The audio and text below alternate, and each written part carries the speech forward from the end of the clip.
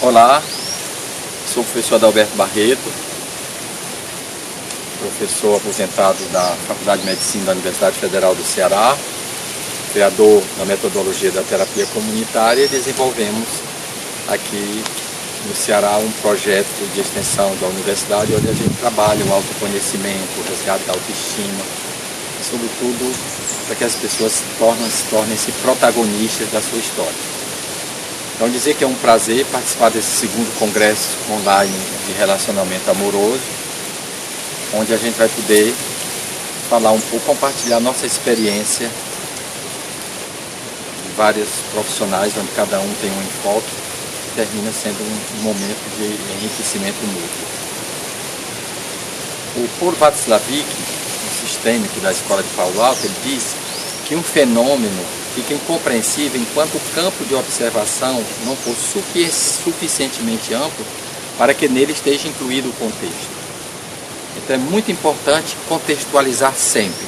Muitas vezes a gente fica numa contextualização muito no presente, no aqui e agora, e a gente esquece de ampliar esse olhar, incluindo as gerações anteriores. Por exemplo, se o problema é na relação com o filho ou com uma filha, de uma mãe ou de um recém-nascido, de a gente perguntar a esta mãe como é que foi o parto dela, a relação dela com a mãe dela, da avó. E quanto mais longe a gente vai, mais elementos vão aparecendo, como que se tratasse de um jogo de quebra-cabeças, onde aparecem peças que vão dando sentido àquele sofrimento aparentemente sem significado.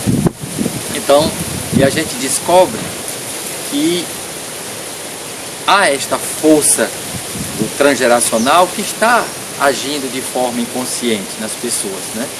E a gente percebe que esta força que vem às vezes para o sofrimento, ou que vem para um problema na relação, pode ser motivo para redimensionar e transformar essa falha, essa força, em algo novo, em um relacionamento mais equilibrado. Nós não herdamos dos nossos antepassados apenas características físicas, como a cor do cabelo, a cor dos olhos, mas também memórias que se manifestam no nosso corpo. E essas memórias muitas vezes são reativadas em função deste contexto também, né? Por exemplo, o sentimento de abandono, que muitas vezes uma pessoa, não é o fato em si, é o sentimento de abandono. Uma criança que nasceu, ficou na incubadeira por alguns dias, pode guardar o sentimento de abandono. Ou a mãe muito doente, a avó cuida durante algum tempo enquanto a mãe se recupera, pode a criança fazer esta leitura do sentimento de abandono. Essa memória do sentimento de abandono, sobretudo quando ela vem, é uma coisa muito forte que marcou as gerações anteriores, ela tende a somatizar na articulação da coxa. E esta dor sempre aparece quando esta pessoa está em um novo relacionamento onde há um risco de ser abandonada. É como se aquele gatilho, como se viesse, o sintoma tem função de alerta, de dizer atenção, cuidado com o abandono. Então, é o momento da gente dialogar para entender. Inclusive a gente vai compreender que muitas pessoas que têm uma história transgeracional de abandonos paternos ou maternos, elas têm tanto medo de criar vínculos, de novos relacionamentos amorosos, que elas terminam por criar regras, ser super exigentes, criam uma expectativa ou criam imagina, se for uma mulher, o homem tem que ser assim, tem que ser isso, tem que ser aquilo. Idealiza tanto que, como ele não aparece, ela termina aquelas exigências para estabelecer um novo relacionamento, tornam-se prisões, onde a pessoa termina prisioneira numa solidão, num isolamento, tudo em dizendo e desejando ter um relacionamento afetivo.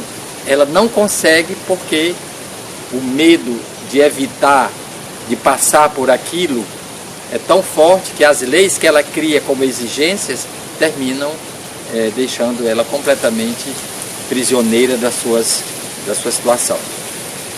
Então, poder acessar e decodificar essas memórias transgeracionais vai permitir a cada um de nós de se apropriar da sua história. Então eu vou descobrindo que é verdade que na minha família, na minha história, existe o abandono paterno ou materno, né?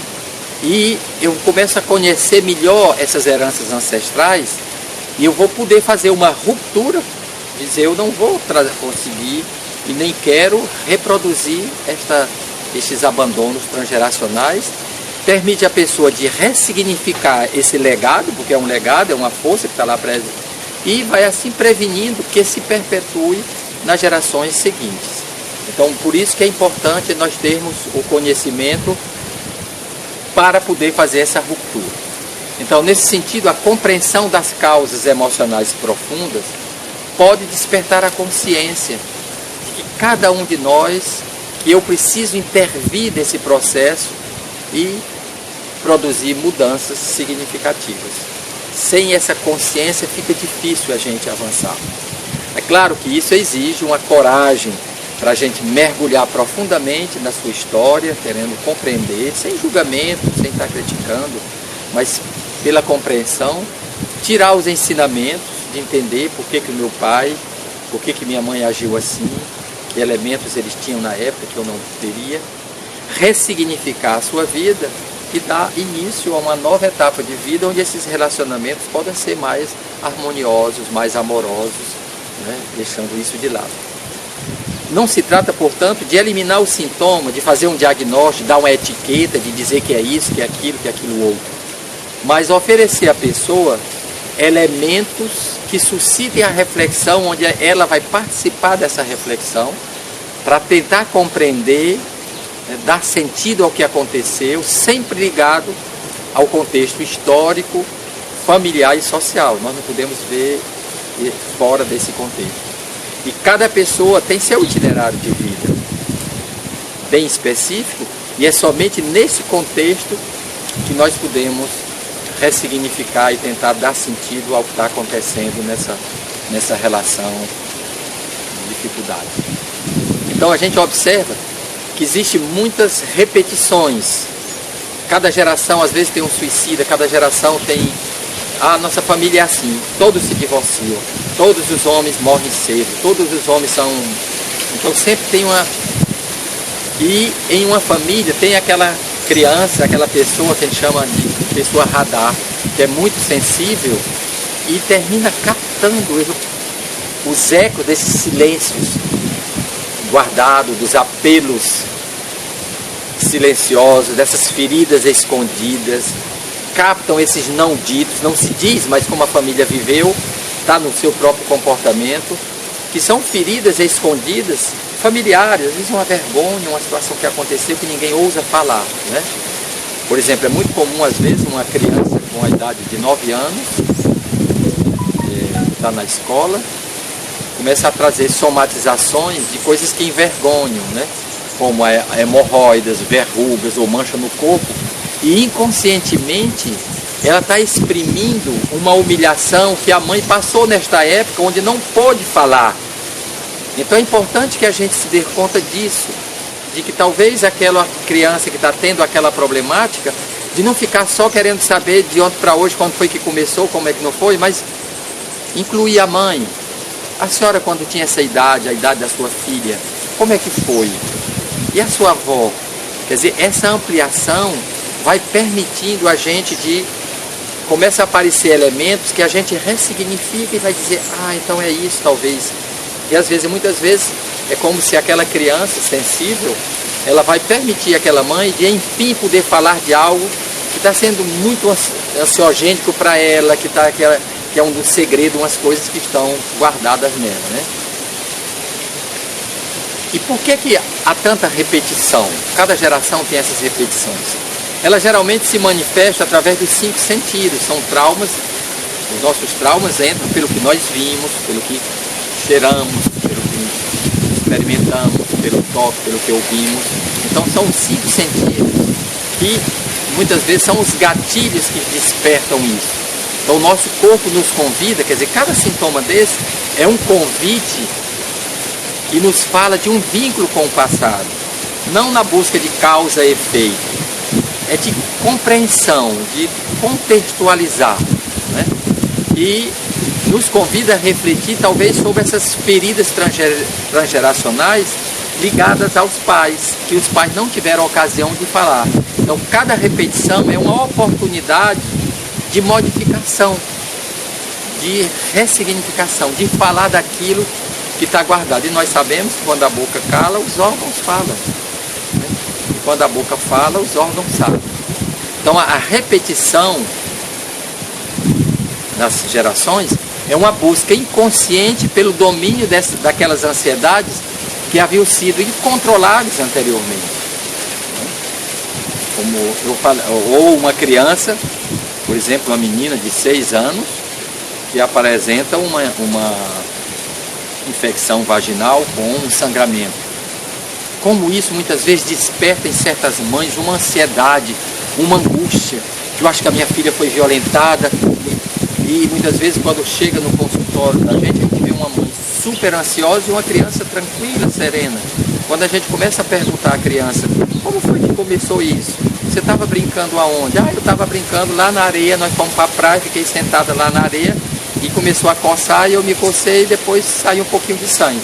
Então a criança já deu aquela explicação, mas a mãe, naquela ansiedade, é uma boa ocasião dessa hora da gente perguntar, quando a senhora tinha 6 anos, a idade da sua filha, como era a sua vida? Como era a relação com a sua mãe? Né?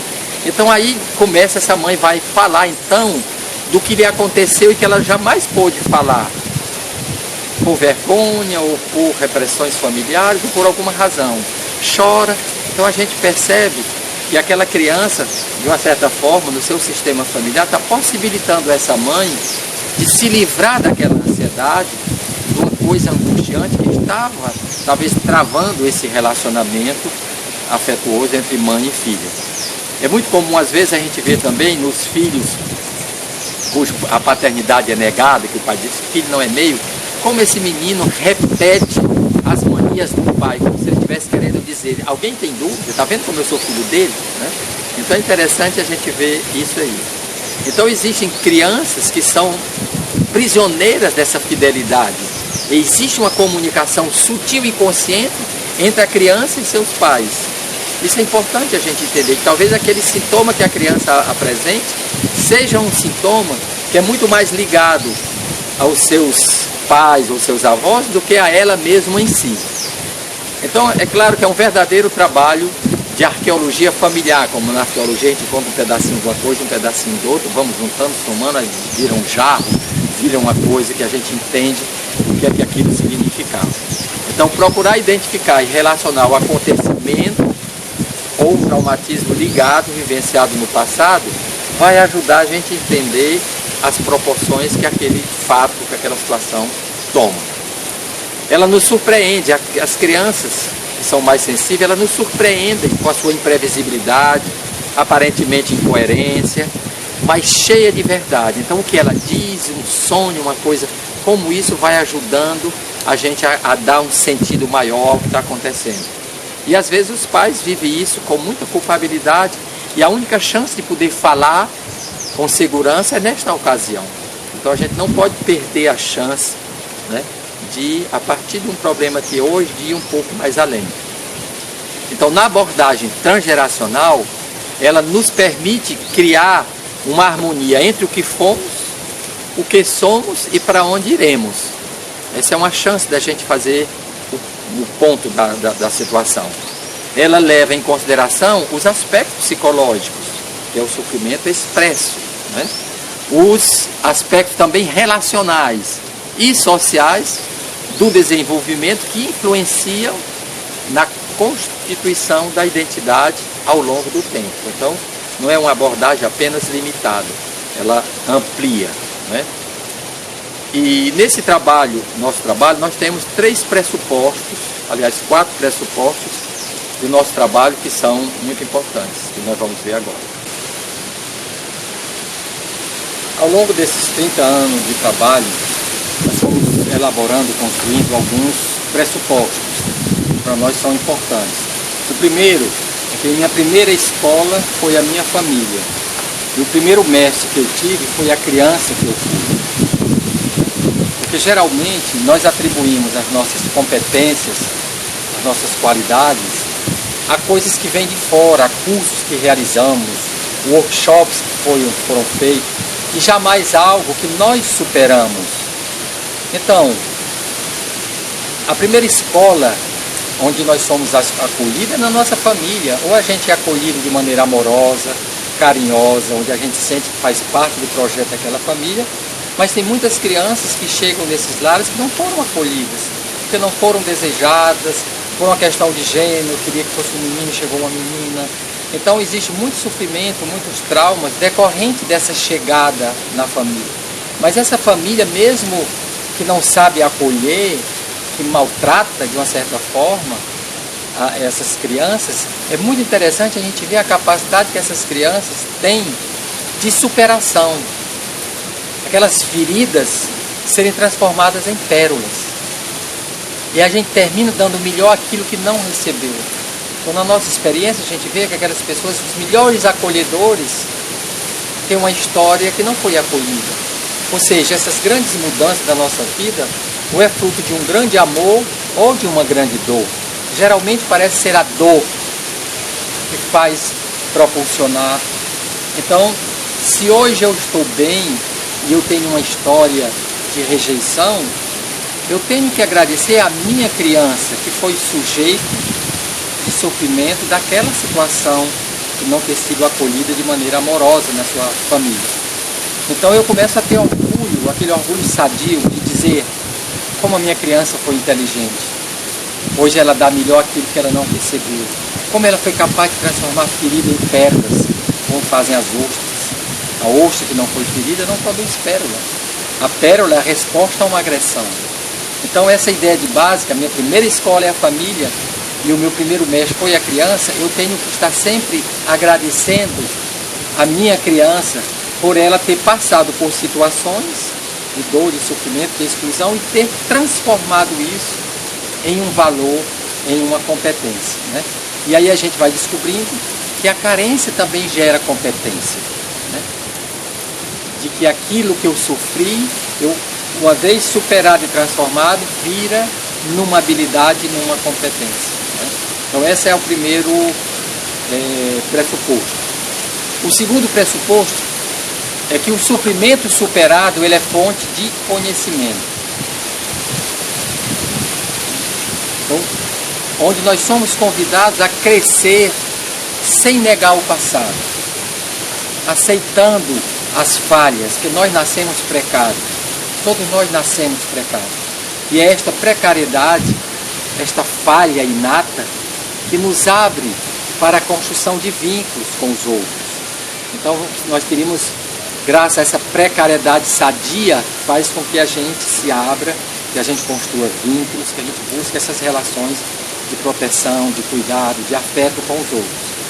É uma pena, com toda essa situação, com o neoliberalismo, por exemplo, onde tudo vira mercadoria, tudo vira objeto, essa precariedade sadia é logo transformada em uma precariedade doentia, onde a gente vira objeto de manipulação, a gente vira isso, vira aquilo, né? Então, cada trajetória de vida de cada pessoa, ela tem uma direção própria, que pode conduzir à evolução, quando a gente tem essa capacidade de resiliência, de superação, de repetição, de famílias, cada geração tem um suicídio, tem depressões, tem separações, como se houvesse uma sina. Na nossa família sempre foi assim. São todas mulheres infelizes no casamento, por exemplo. Ou a destruição. Tem muitas famílias que se dissolvem, se quebram, terminam se destruindo, né? Eu me lembro, por exemplo, de uma vez me trouxeram uma enfermeira, mãe de 2 filhos, que estava depressiva e muito infeliz, mas mesmo assim ela não abandonava o trabalho no hospital. E foi o médico do hospital que trouxe ela. Entrou primeiro e disse: professor, eu trouxe a enfermeira, uma pessoa muito boa, dedicada, mas está numa depressão, uma infelicidade tão grande. ela não aceita remédio, não aceita nenhum tratamento, e já me disse que não adiantava, que ela não ia tomar remédio, ela queria morrer mesmo. Ele disse, eu trouxe, ela disse que ninguém vai fazer ela tomar remédio, e que ela quer mesmo é morrer. Aí eu disse, mande ela entrar. Então quando ela entrou, eu disse, eu sou o médico amigo que me trouxe, disse que você não aceita remédio, disse que você quer mesmo é morrer, que você está decidida, que não quer ajuda, que veio, você aceita pelo menos, eu não vou lhe impor nenhum remédio, nenhum tratamento que você não queira. Mas você aceita que a gente converse um pouco? Não aceito. Então começamos naquela linha da contextualização, eu fiz o genograma dela, e nós observamos que cada geração tinha um suicídio. A avó dela se matou, uma tia, uma da mãe, se suicidou, então a geração dela era ela, de certa forma, a indicada. Então eu disse, se você está tão decidida a se matar e ainda está viva, por que você ainda não se matou? O que é que ainda lhe segura nesse mundo? Ela disse, meus 2 filhos. Quem são esses meninos? É um menino de 7 e outro de 9. E são meus filhos e eu tenho muito amor a eles. Eu disse, deixa eu lhe fazer uma pergunta. Qual dos 2 filhos é o mais sensível? Qual desses 2 meninos, desse casal que você tem, você acredita que já tem uma propensão? Aí ela disse assim, mas por que você está me fazendo essa pergunta? Eu disse, porque se a senhora disse que vai se suicidar, que não aceita ajuda, que não aceita remédio, por respeito, nós não vamos impor, eu já estou pensando em fazer a prevenção. A senhora observou que cada geração tem um suicídio? Então chegou a sua vez, ou a senhora rompe, ou a senhora transforma. Como a senhora disse que não quer, que vai encerrar com a vida, eu já estou pensando nos seus filhos, porque qual deles irá carregar essa herança? Aí ela disse, não, pelos meus filhos eu sou capaz de tudo, eu posso fazer alguma coisa. Então nós decidimos, já que ela não queria muita medicação, nós propomos um renascimento, que é uma regressão consciente, através de uma respiração consciente que você faz durante 1 hora, que você faz uma regressão em memórias do passado, da sua história, que aparece. E numa dessas chegamos a fazer 4 sessões. Numa delas, ela, quando termina, ela disse, eu tive uma coisa muito séria. É uma lembrança como se fosse assim, para mim foi muito visível. Eu revi a história. A minha bisavó foi abandonada pelo meu bisavô. Ela tinha 2 filhos de menores. E ela entrou numa depressão muito grande e ela terminou se suicidando. Porque até a minha avó eu conhecia, essa outra era muito... E para mim ficou claro. Eu disse, o que é que essa experiência, esta memória agora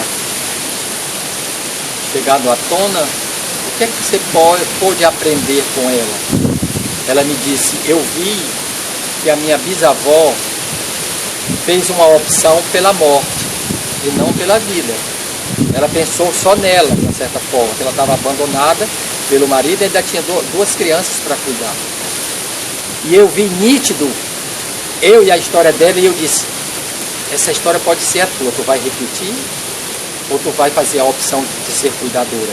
E nessa hora eu decidi, eu vou viver para cuidar dos meus filhos e para cuidar no meu trabalho. Minha avó teve as razões dela, morreu porque o marido não estava lá. Ela estava só, 2 crianças para cuidar. Eu tenho 2 filhos, mas tenho um marido que é companheiro. Eu tenho um trabalho que eu gosto, que eles gostam de mim, que cuidam de mim. E aí eu decidi que eu vou viver. E aí foi muito interessante de ver que, sem grandes coisas, depois de 4 vezes, ela decidiu, retornou ao seu trabalho, nunca mais teve depressão.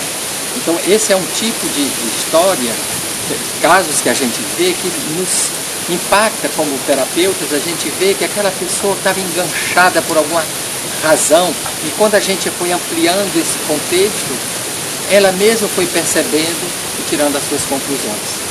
Então, cada pessoa, nós precisamos escolher a nossa própria trajetória. Isso é uma questão de opção, de decisão. É muito comum a gente ver, por exemplo, mulheres que não têm crianças, não querem engravidar, não querem engravidar. E às vezes até querem, mas não conseguem. E quando a gente amplia, a gente vê que ela diz, a minha mãe teve 17, 18 filhos, mas ela não escolheu, ela não tinha a opção de dizer não quero. Aí a gente observa que de repente aquela geração subsequente passa para outro extremo. Ela também não quer nenhum. Quando ela pode decidir, eu quero 2, eu quero 1, eu quero 3.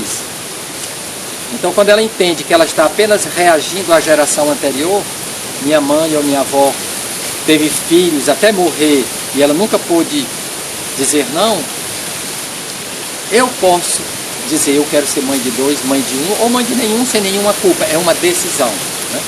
Então é importante que a gente, nessa nossa trajetória, a gente leve em consideração aquilo que nós herdamos, que são memórias que estão na nossa história, que estão no nosso corpo, que estão na nossa mente, que estão inconscientemente interferindo, transformando e buscando um equilíbrio, né, que a gente tanto necessita.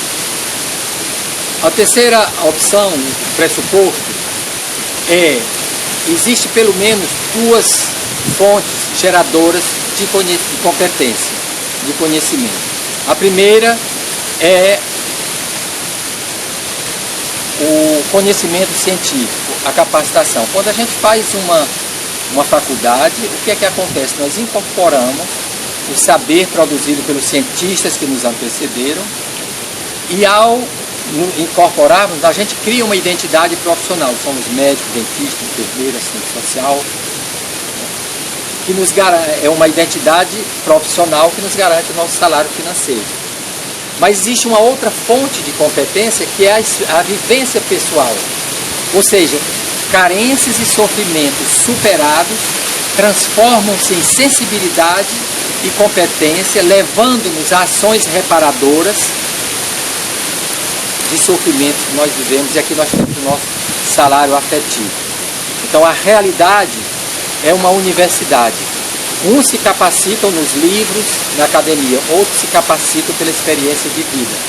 E nós temos que levar em consideração essa dimensão lá, de ver que as pessoas têm recursos próprios. Que talvez aqui o que a gente precise é ser um despertador de lembranças. Não é estar dando remédio, nem dando conselho, nem fazendo hipóteses, nem interpretações.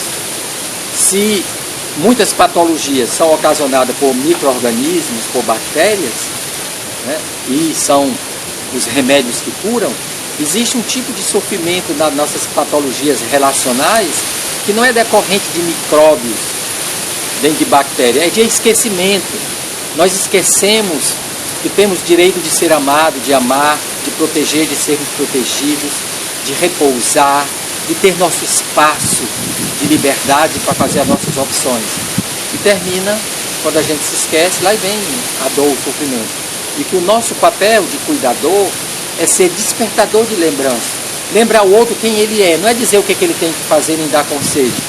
Quando eu descubro quem eu sou e você me ajuda com as suas perguntas, me fazendo lembrar a minha tradição, a minha origem, como aquilo é força transformadora para a gente avançar na vida. Outro pressuposto, ainda dando continuidade a esse, é que a carência gera competência. Que o fato de nós enfrentarmos as dificuldades vai produzindo um saber que tem permitido a indivíduos, populações sobreviver através dos tempos. Cada vez que a gente supera um problema, a gente constrói um saber. Então cada pessoa dispõe de mecanismos próprios para superar essas adversidades conflituais. Trata-se, portanto, de descobrir essas implicações transgeracionais, sociais e pessoais, para eu saber o que é que anda me influenciando no meu agir, nas minhas escolhas ou na minha não escolha, para exorcizar esse adquirido que impede o inato de se manifestar e de se posicionar. Então, todas essas implicações transgeracionais que nós herdamos, para que a gente, uma vez eliminando essas coisas, nos tornemos sujeitos, protagonistas da nossa própria história. Então, no processo resiliente, a busca de apoio, a criatividade é algo muito importante. Nós precisamos fazer do sofrimento um instrumento de força transformadora e receber estímulos da família, da comunidade, faz a diferença entre os que fracassam e os que são vitoriosos. Aqui eu me lembro dessa criatividade. Eu estava fazendo um trabalho na França e uma senhora, numa roda de terapia comunitária, ela falou da história dela. Não foi desejada. Quando nasceu, a mãe rejeitou desde o primeiro momento, não queria nem vê-la. Foi a avó que criou por caridade, mas não deu afeto, não deu carinho. Com a idade de 13 anos, na pré-adolescência, ela foge de casa, vai viver a vida dela. Vai para a rua, trabalhar como pôde. Conheceu um rapaz e decidiram casar. Quando casaram, disseram, vamos ter 2 filhos. E aí ela disse, aí eu me dei conta, como é que eu vou ser mãe se eu não tenho uma memória, uma vivência de mãe? Não tenho recordações de banhos que me deram, de carinhos, eu não tenho memória disso. Como é que eu posso ser uma... Eu não quero repetir a minha história com a minha filha, a minha história com a minha mãe. E eu perguntei, e o que é que você fez então? Ela disse, eu decidi adotar um cachorrinho, um bebê cachorro, que tivesse pelos. Aí eu aprendi a banhar, a pentear, a dar a mamadeira. Depois de 8 meses que eu estava cuidando desse meu cachorro, eu disse, agora eu estou pronta para ser mãe. Que coisa linda. Nessa hora todos aplaudiram. E ela sentiu como ela foi, quer dizer, ela fez aquela ruptura com a sua história para não reproduzir a história da sua mãe na relação com ela, passando pelo adotar um cachorro. Isso num país como a França, primeiro mundo, onde a gente imagina que essa miséria, que não tem tanta miséria material, mas existe muito miséria afetiva, né? O quarto pressuposto é que todo sintoma, ele tem valor de comunicação. O sintoma é como a luzinha do carro que nós estamos dirigindo, que acende para comunicar alguma coisa. E a gente, quando vê a luzinha apagando e acendendo, a pergunta imediata é, será que é combustível? Será que a bateria está gerando? E logo que a gente, se for falta de combustível, quando eu colocar combustível, ela desaparece. Então o sintoma sempre aparece para nos alertar que tem alguma coisa que, se continuar naquele esquema, vai dar problema mais na frente. Então ele tem valor de comunicação, é um amigo que nos alerta. Então todo sintoma, como nós temos um corpo físico, ele precisa ser visto numa dupla perspectiva. Primeira perspectiva biológica, a dor num braço, por exemplo, ou vamos pegar a gastrite, né? Se eu estou com a gastrite, quando eu vou ao médico, faz endoscopia, lá é detectável.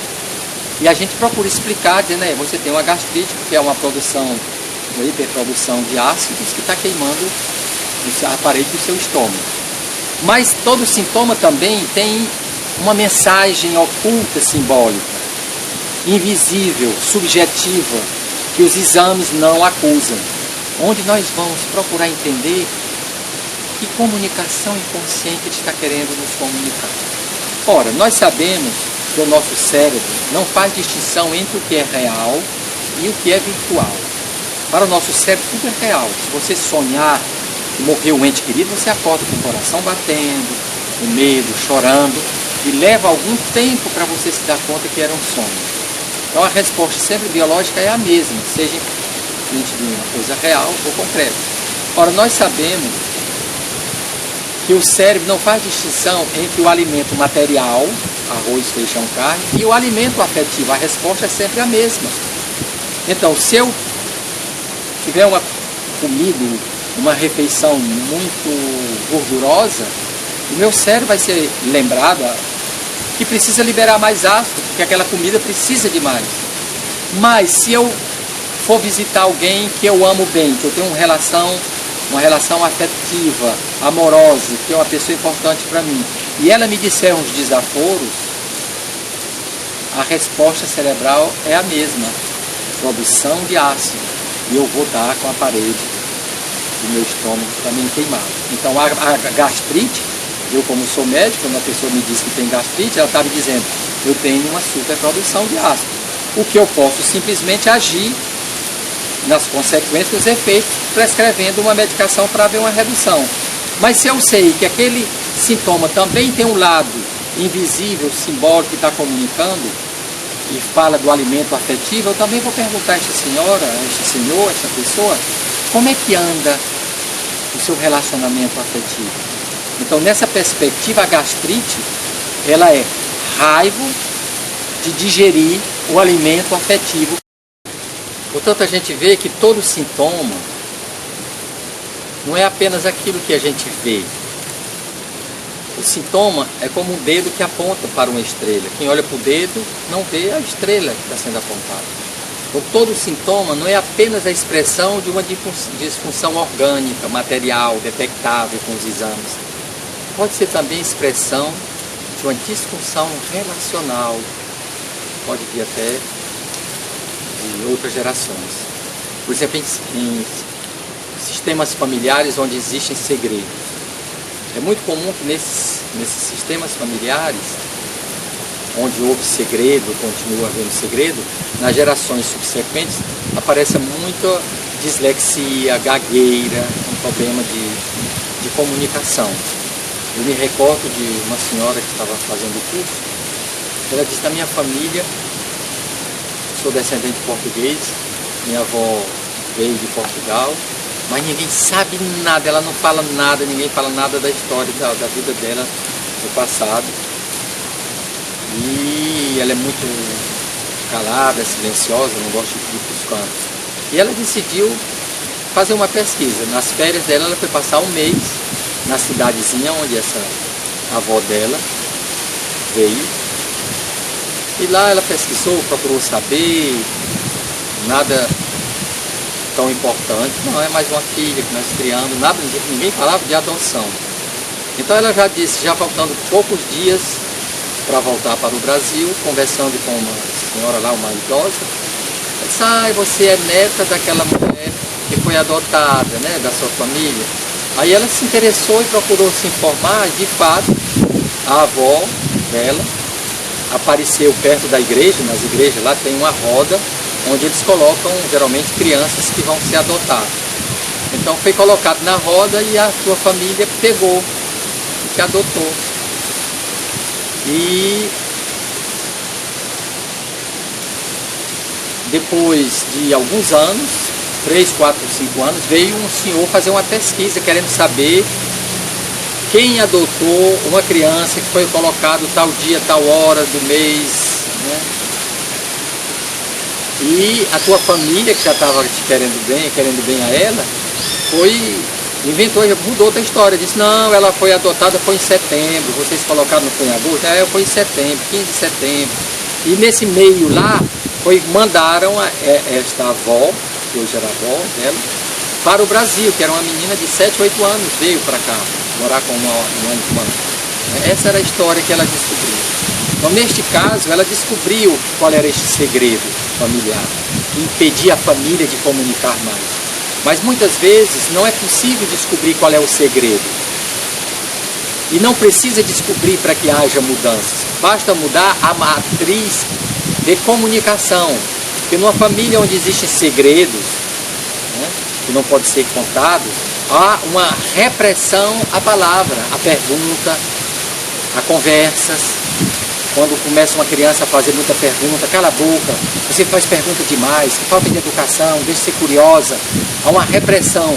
E a criança, sem saber como, termina sentindo, na sua sensibilidade, que falar é perigoso, e dizer o que sente. Então, tem uma dificuldade de expressão, ou troca as palavras para ver se uma forma de se proteger de uma certa forma. Então, quando existem situações dessa natureza, não precisa saber qual é o segredo. É mudar o padrão. Comunicar, olha, na nossa família tem umas histórias de segredo, é por isso que tem muito gago, é por isso que tem isso, aquilo, outro. Então, nós vamos quebrar com essa coisa, cala a boca, ninguém fala, cada um no seu, não faça, deixe ser curioso, não faça pergunta ao seu irmão, deixa ele na vida dele. Vamos nos intrometer mais no sentido positivo. nos interessar mais um pelos outros, estimular as perguntas. E agindo dessa forma, a gente percebe que há um retorno à normalidade, e essa ausência de tensão inconsciente faz com que se libere mais as palavras. Portanto, na realidade, a nossa proposta é sempre articular essas duas formas de leituras, que são complementares, não é uma ou é a outra. Como todo sintoma tem um lado visível e material e tem um lado oculto, subjetivo, vamos dar uma olhada e ver que se a gente dar uma olhada para esse outro lado mais escondido, vai trazer elementos para nossa ampliar nossa consciência. Então, como vimos, o sintoma, como as palavras, ele tem vários sentidos. Por isso que a gente precisa, quando você pergunta, tal palavra significa o quê? Em que contexto ele está? Então a gente precisa ter cuidado para às vezes dizer, tal problema é isso, de causa e efeito, né? Se trata de contextualizar, porque o sintoma, como as palavras, tem vários sentidos, e é o contexto que vai fazer a gente identificar qual é o maior sentido. Trata-se, portanto, de uma comunicação cheia de sutilidades e conectadas com o contexto sócio, histórico e cultural preciso daquela pessoa. Do mesmo jeito que uma palavra para ser entendida precisa do contexto, da frase, um sintoma para ser entendido precisa estar ligado ao contexto em que vivemos. Por isso, essa contextualização de ir nas gerações anteriores. Aí a gente começa a entender que há uma lógica inconsciente, que existe uma força que vem, que pode ser utilizada em nosso benefício. Então, antes da gente decodificar, de dar sentido, a gente precisa contextualizar, fazer muito mais perguntas do que afirmações, né, categóricas, e sugerir pistas, hipóteses. Se há problema de gagueira, de dislexia muito repetitivo numa família, ora, será que houve algum segredo? Se é segredo, ninguém sabe. O que vocês sabem? Vamos pesquisar, vamos olhar. O que vocês sabem dos avós? Ah, ninguém sabe de nada. Quem é que poderia dar essa informação? A gente vai ampliando esse contexto e assim as coisas vão ficando mais claras. Ou seja, a concepção sistêmica do universo como um ser vivo, né, possibilita-nos compreender os sintomas como sendo formas físicas, materiais, da expressão de conflitos ou desequilíbrios ou de coisas de não ditos, de coisas herdadas, inconscientes que estão influenciando a gente. E que por meio de uma linguagem simbólica informam onde se situam os problemas. Por isso que hoje a gente já sabe que é uma correlação entre um tipo de emoção e um órgão. A tristeza ataca os pulmões, o medo, os rins, o medo de julgamento, a vergonha atacam os olhos. Então hoje nós temos mais ou menos um mapeamento do órgão atingido com o tipo de emoção que foi vivenciado. Então, outra coisa que é importante a gente se dar conta é que não são os acontecimentos que nos traumatizam, que faz as pessoas sofrerem, e sim a ideia, a leitura que essas pessoas fazem a partir do que aconteceu. Não se trata de minimizar o trauma, de tentar negar. Ele existiu, mas qual foi a leitura que foi feita? Como isso é importante? O que a família pode fazer. Eu me recordo de um outro caso, duas senhoras da mesma idade, 60 e poucos anos. Uma vivia depressiva, mal resolvida na vida, e a outra sempre uma alegria. Todas as duas tiveram o mesmo trauma, nasceram fora do casamento oficial. Então uma delas, quando a criança já tinha 2 para 3 anos, um dia ela chamou e disse: minha filha, o pai das suas irmãs não é o seu pai. Você é uma filha especial. Você é filha do maior amor que a mamãe teve na vida. Foi muito curto, muito rápido, mas foi inesquecível. E você é produto dessa situação. Então, cada vez a criança se orgulhava disso, quando entre as irmãs dizia: ah, o papai não é teu pai, tu não é filho do papai, mas eu sou filho do maior e único grande amor que a mamãe teve na vida. Quer dizer, como aquela leitura que a mãe ajudou a criança a ter, fez a diferença. Já a outra que não teve, o ambiente familiar não teve essa leitura, e dizer, esse é uma infeliz, uma bastarda, é uma sofredora, não sei porque você é mais uma sofredora nesse mundo, como é que é possível, etc e tal, você já imagina qual das duas é a depressiva, aquela que é infeliz, né? Então, são essas situações que muitas vezes no nosso trabalho faz com que a pessoa fale desta leitura. Eu me recordo de uma outra que numa roda de terapia comunitária dizia: eu sou a filha mais nova, minha mãe não me amava, minha mãe só tinha olhos para as minhas 3 irmãs anterior a mim. Mas por que você acha que a sua mãe não te amava?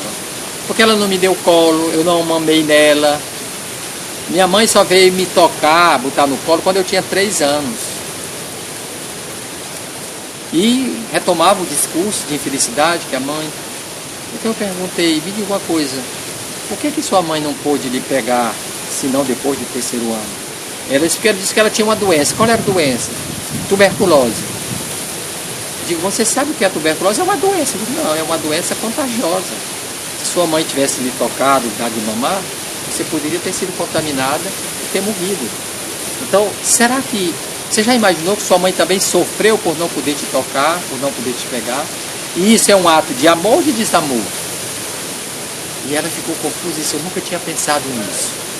Então, o que precisa ser mudado é a leitura, não é o fato. Ela não foi tocada, mas ela achava que aquilo não merecia, por isso, por aquilo, aquilo outro. Quando ela tem informações novas que ela diz, é verdade, olhando sobre esse ângulo, eu compreendo a dor da minha mãe também. E faz aproximar o vínculo, essa relação antes quebrada, perturbada, de afeto, de amor e ódio entre uma mãe e uma filha, passa por essa ressignificação aproximando as duas, né? Então os sintomas são a expressão desses conflitos vivenciados no passado que precisam ser resolvidos, reatualizados, recontextuados, ressignificados, para que haja uma nova leitura, né?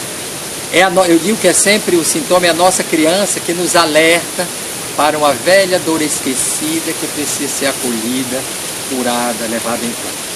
E a cura vai passar pelo reconhecimento da ferida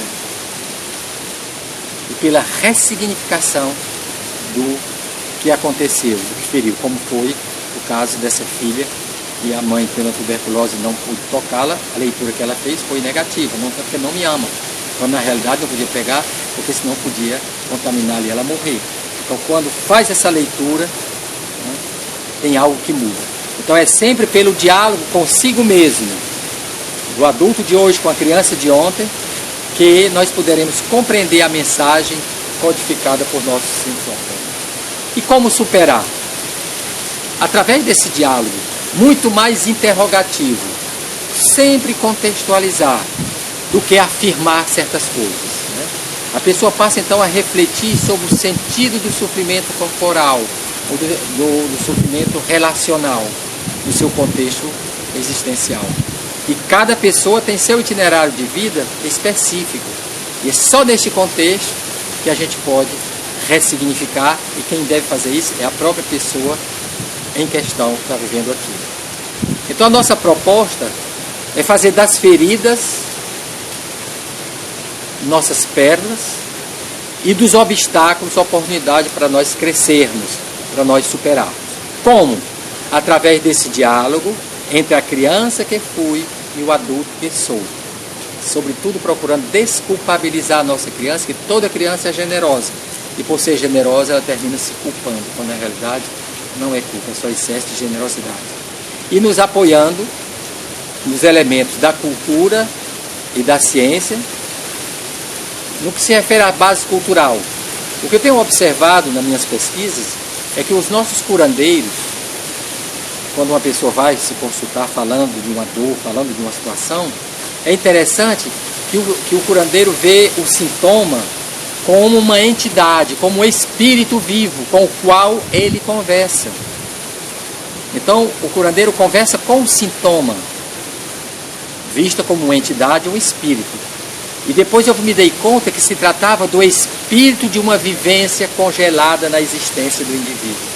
Um trauma, uma situação dura que ele viveu ele ainda continua prisioneiro, gastando muita energia naquela situação, querendo compreender, às vezes racionalizando, às vezes querendo reprimir, renegar aquilo ali. Então, veio a ideia, por que não dialogar com os nossos sintomas, não como o espírito de um morto, mas o espírito de uma vivência congelada na existência. Então essa seria um pouco a base da nossa cultura. E do outro lado, nas neurociências, nós somos um ser que temos 3 cérebros. O primeiro cérebro é o reptiliano, e quando ele é ativado, é o nosso cérebro instintivo, quando ele é ativado, ele é responsável pelas funções vitais, o coração bate, a gente quer correr, a gente quer desaparecer. Os mamíferos, e nós também somos, tem um segundo cérebro, que é o cérebro límbico, que é o cérebro dos mamíferos, que é responsável por reações emocionais, como alegria, tristeza, raiva, ataque, defesa. E somente o ser humano é que tem o terceiro cérebro, que é o neocórtex, que é o cérebro que, quando ele é ativado, o cérebro humano, ele é responsável pelo pensamento analítico, crítico, racional, que é aquele que dá sentido.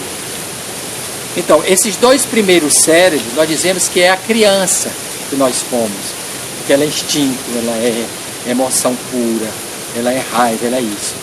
E o neocórtex é o adulto.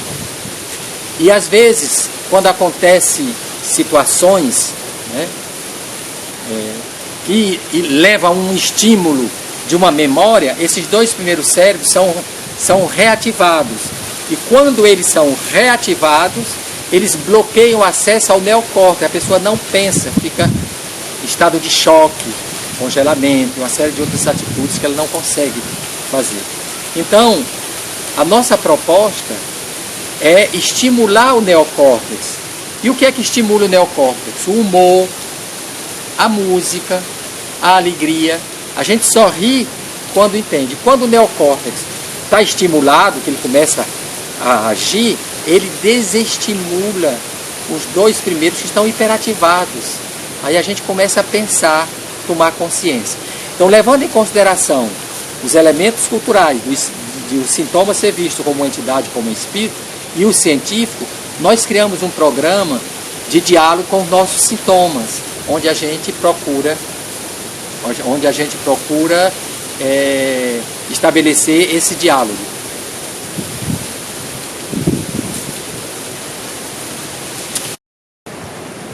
Pronto. Então aqui nós temos os nossos 3 cérebros. O primeiro cérebro é o reptiliano, o nosso cérebro instintivo, que quando ele é ativado, ele é responsável pelas funções vitais de sobrevivência, como o coração batendo, né, os batimentos cardíacos, a pressão sanguínea, a respiração fica ofegante e a pessoa foge. O segundo cérebro, os mamíferos têm, que é o cérebro límbico, que é responsável pelas reações emocionais, como alegria, tristeza, fuga, ataque, medo. E somente o ser humano é que tem o neocórtex, que é o terceiro cérebro, que é o cérebro humano, que uma vez que ele é ativado, ele é responsável pelo pensamento analítico crítico, ou seja, aquele que vai dar sentido ao que está se passando. Esses 2 primeiros cérebros, o límbico e o reptiliano, é a nossa criança, como a criança que é emoção pura, que é reativa, né? São as memórias do nosso passado. E o neocórtex é o adulto, aquele que pensa, que reflete. Então a nossa proposta é que haja um diálogo do adulto de hoje com a criança de ontem, né? E muitas vezes o que reativa essas memórias traumáticas são as nossas memórias visuais, olfativas, táteis, gustativas, né, e auditivas, que estimulam o neocórtex, os 2 primeiros cérebros mais primitivos, e quando eles estão hiperativados, eles bloqueiam o acesso ao neocórtex. A gente não pensa, a gente fica congelado, bloqueado, extasiado. Então, por isso que não é possível haver esse diálogo. Então, para que haja diálogo, tem que haver, o neocórtex tem que estar sendo estimulado. E o que estimula é o humor, a música.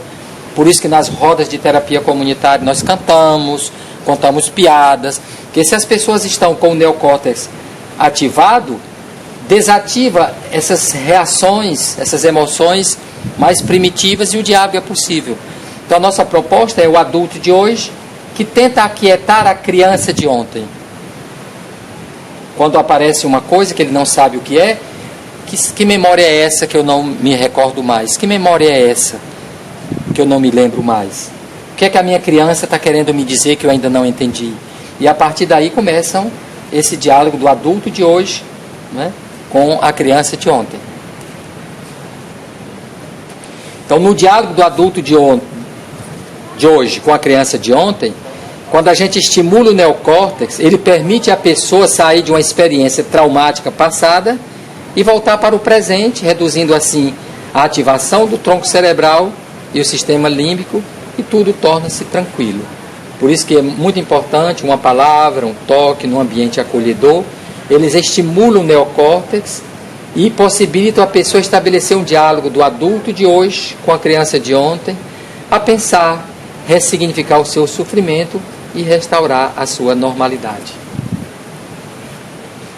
E aqui são os nossos endereços para as pessoas que se interessam aprofundar alguns cursos que nós realizamos aqui no Ceará.